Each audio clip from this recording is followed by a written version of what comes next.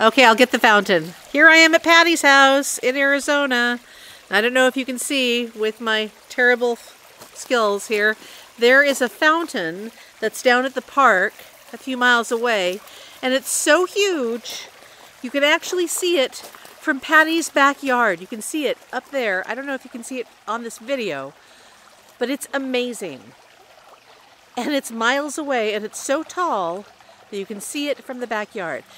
Patty says that the astronauts can see it from space. This is her backyard. This is, oh, I don't know, the glorious, lovely pool. Just want to sink into that. Have someone bring me a cocktail. There's Tyler running around like a mad thing. There's the rose bush that Bobby talked about. There's the seating areas over there. And actually, let's see if I can get all the way over there.